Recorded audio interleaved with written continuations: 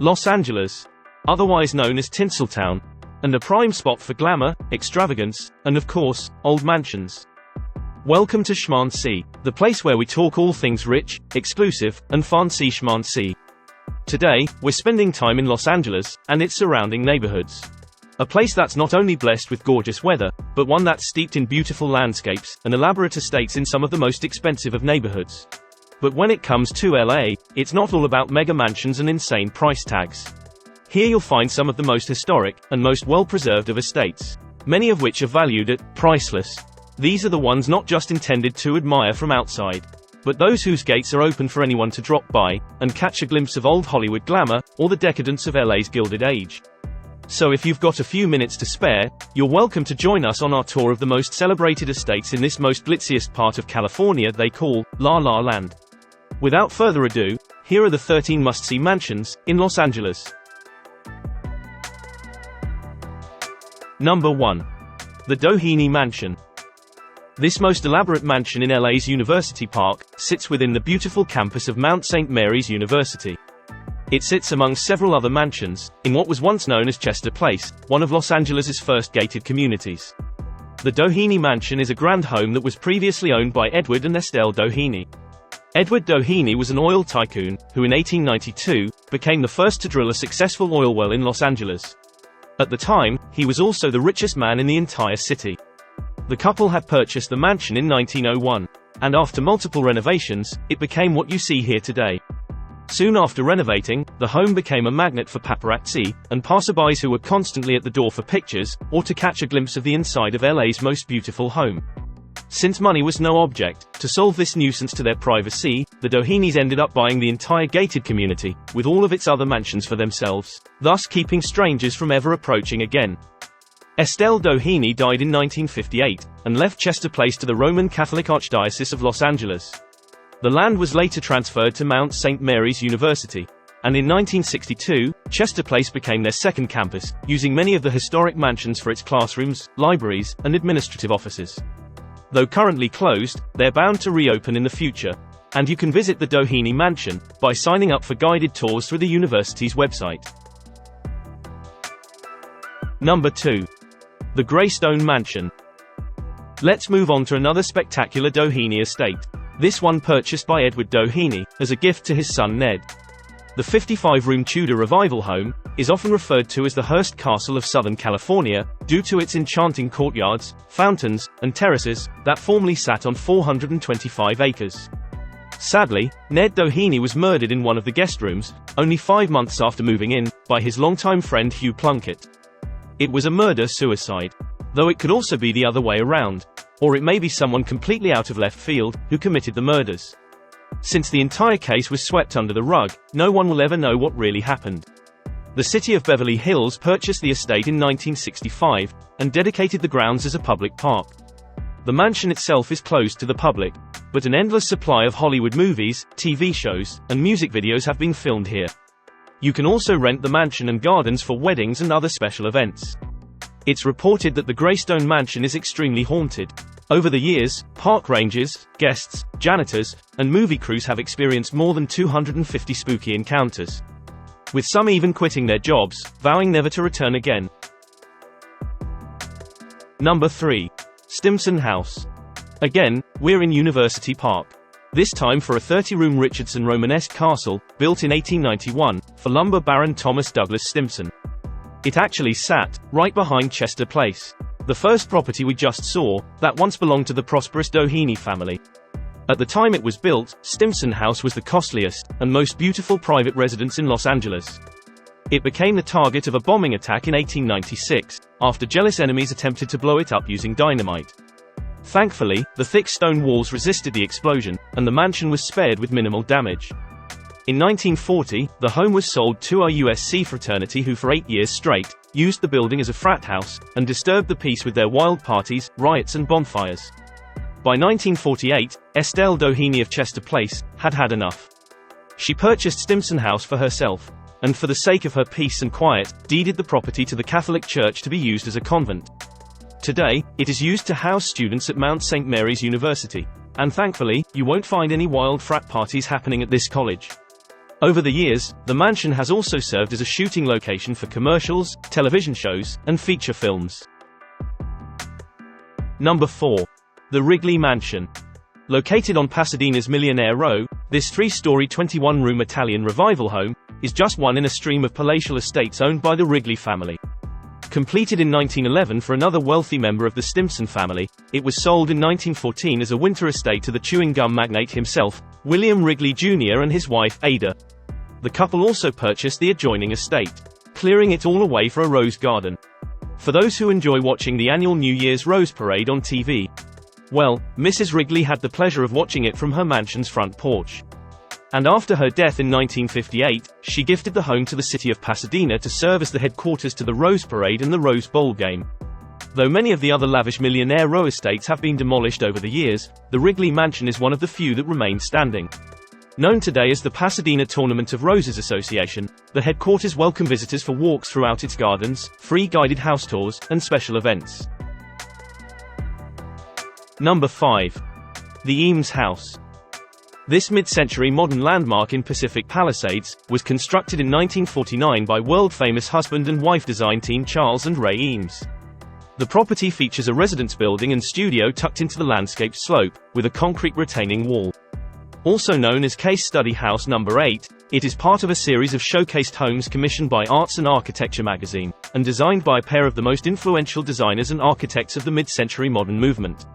The home's contents have been frozen in time since the death of Ray EAMES in 1988, and today it is open to the public as a relic of its time.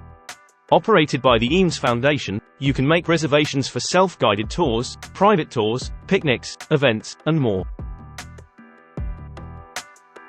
Number 6. Hollyhock House. This Frank Lloyd Wright home is Los Angeles' first UNESCO World Heritage Site. Located in Barnsdall Art Park, it was completed in 1921 for oil heiress Aileen Barnsdall. Disillusioned by the costs of construction and maintenance, Barnsdall donated the house to the city of Los Angeles in 1927, and it came close to being demolished in 1942. The home was later used as an art gallery, a USO facility, and even took a beating during the 1994 Northridge earthquake. Following an extensive 10-year renovation project that began in 2005, the home reopened in 2015 for public viewing. Today Hollyhock House is operated by an organization named Friends of Hollyhock House, and they provide an increased public awareness of Frank Lloyd Wright, Aileen Barnsdall, and the house, through public tours, special events, and a small research library. Number 7. LUMMIS House. Also known as El Alisal, this rustic American stone castle was built by Charles Fletcher Lummis, from 1897 to 1910. Located on the edge of Arroyo Seco in the Highland Park neighborhood of Los Angeles, the 4,000-square-foot home took 13 years to build, due to the fact that Mr. Lummis built it by hand using locally found stones and other natural artifacts. In 1965, the home became the headquarters for the Historical Society of Southern California and the house was open to the public. Today, the Los Angeles Parks Department is currently operating the LUMMIS House, and the home and grounds are open on Saturdays and Sundays for free self-guided tours. Number 8. The Virginia Robinson Estate and Gardens. This was the first luxury estate ever built in Beverly Hills. It was the private residence of Virginia and Harry Robinson, of the popular chain of department stores in the American Southwest. The main house, completed in 1911 in the Beaux-Arts style, is furnished with antiques and artifacts from all around the world. Known for hosting old Hollywood's most lavish parties, it was quite common to see the rich, famous, and sometimes even the royal, sipping cocktails at the Robinson Mansion. For you see, Mrs. Robinson was known as the First Lady of Beverly Hills. Sort of like the Mrs. Astor of Hollywood, but without the snobbery. This exquisite, 6.2-acre estate comes with 6 distinctive gardens, ranging in style and plant type from Mediterranean to tropical. Shortly before her death in 1977, Mrs. Robinson generously deeded the property to Los Angeles County. After extensive renovation and restoration, today the estate and lush gardens are open to the public for classes, photo shoots, docent-led tours, and special events by advance booking only. Number 9. The PARAMOUR Estate. Built in 1923, this Spanish revival mansion once belonged to silent film star Antonio Marino and his wife, oil heiress Daisy Canfield Marino. Another spot for lavish Hollywood parties and famous guests, it is perched on a hill on 4.3 acres in well-heeled Silver Lake, with the most amazing views of the city below. The estate went through several owners after Daisy Marino fell to her death in a vehicular dive off a cliff. For many years it was owned by nuns and used as a convent and orphanage. Then restaurateur and designer Dana Hollister purchased the home, and restored it to perfection. She did a beautiful job, and for a time it was a 5-star boutique hotel and events venue. Then Katy Perry came into the picture, and she, the nuns, and Hollister became embroiled in a bitter lawsuit over the property. It's complicated, so we won't go into it. The only estate to make our list with a price tag, it was on the market for $40 million in 2021. Today, it's unclear if the drop-dead gorgeous property, with a main house, 3 guest cottages, and extensive gardens ever sold. If anyone has any updates, please do tell, in the comments below. Number 10. The Huntington Library. Formerly the residence of railroad magnate Henry E. Huntington, and his wife Arabella, this popular tourist destination in San Marino was completed in 1920. As the couple were avid collectors of art and rare books, they benefited greatly from a post-World War I European market that was selling off all their prized possessions for money. Their beautiful Beaux-Arts mansion quickly became a place that could give the Frick collection in New York a good run for its money. Arabella died in 1924, Henry in 1927. At the time of his death, their art collection was worth $50 million. In accordance with his will, the estate was opened to the public in 1928. Otherwise known as the Huntington, today it is an educational and research institution, a world-renowned art museum featuring a broad range of art from all over the world, as well as a stunning botanical garden. Sitting on 120 acres of land, the place is immense and absolutely breathtaking, with its incredible collection of plants and themed gardens. There's lots to cover here, so prepare to spend the entire day if you're headed there. Number 11. The NEUTRA VDL Studio and Residences. The original home was built in 1932, as a 2,000-square-foot mansion for architect Richard NEUTRA. If you're an architecture buff, you'll know that NEUTRA was one of the big names of early modern architecture. This expansive steel and glass structure overlooking Silver Lake was an experiment in urban living on a tiny plot, with only a budget of $10,000. The home served as NEUTRA's family residence and office, and is named for his patron and friend, Cees H. van der Leeuw, a wealthy Dutch industrialist. After the home was destroyed by fire in 1963, NEUTRA's son Dion rebuilt it under the guidance of his father, and upgraded it to 3,500 square feet. In 1990, the NEUTRA family donated the house to Cal Poly Pomona, to be used by faculty and students. The university still owns the home today, and after some extensive renovations, it is open for tours led by architecture students. Now a national landmark, it is the only NEUTRA-designed house that is regularly open to the public.